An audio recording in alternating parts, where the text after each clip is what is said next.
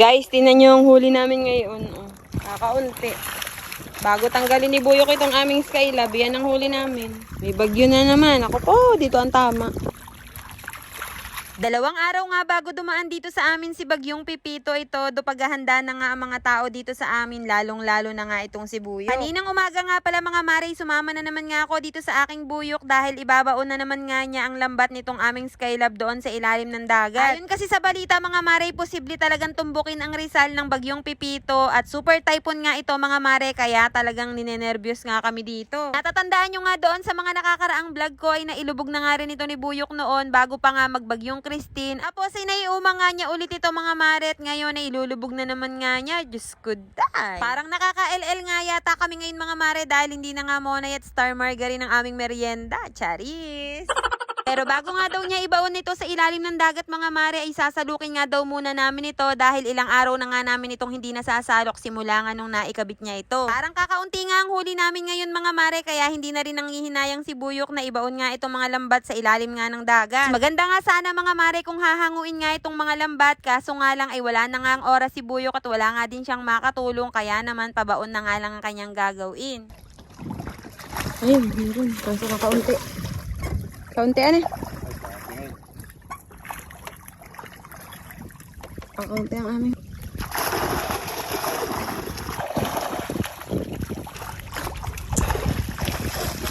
Ay, may patay na ligid. Kaunti.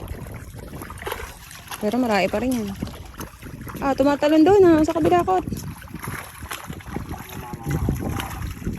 Kunti lang uli guys. Talagang bababa na siya.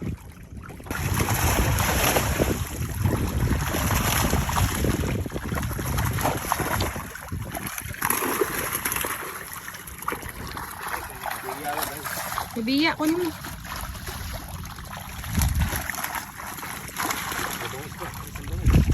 Malaki.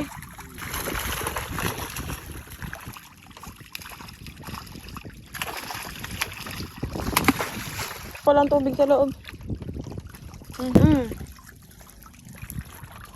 Guys, tingnan nyo yung huli namin ngayon. Oh, kakaunti. Bago tanggalin ni Buyok itong aming Skylab, yan ang huli namin. May bagyo na naman. Ako po, dito ang tama. Nga. Wow, ang laki ng biya guys. Biya, biya. Nga. Biya. Ano ba ito mo doon? Doon. Ah! God! Saan? Bangus. Bangus, guys. Nakakatuwa nga dahil iba't ibang klase ng isda ang huli namin ngayong araw mga mare. Kaso wala naman kaming magagawa kundi ibaon nga ito sa ilalim ng dagat para maging safe nga ito sa paparating na bagyong Pipito. Mahal din kasi magpagawa ng Skylab mga mare at nakakahinayang din talaga kung madadala lamang ito ng bagyo. Tatlong malalaking biya na nga ang nahuli namin dito sa aming Skylab mga mare at kapag ka nga nakakahuli kami ng masasarap na isda kagaya niya na inuulam na nga lang namin imbis na itakal. Nasa 300 pesos na nga daw ang kilo ng biya ngayon mga mare at mas mahal pa nga ito kapag ka naidaing na. Simula nga nung magka-Skylab kami dito sa laot ay madalas na nga kaming makahuli ng biya. Talagang malalaki pa nga yung nahuhuli namin dito. Maglakihan kayo sa cage ha.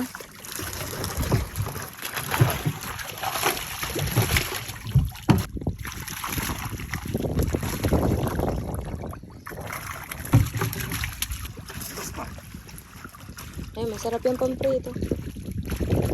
Ganyan kadali eh. Tapos na. Okay na rin guys.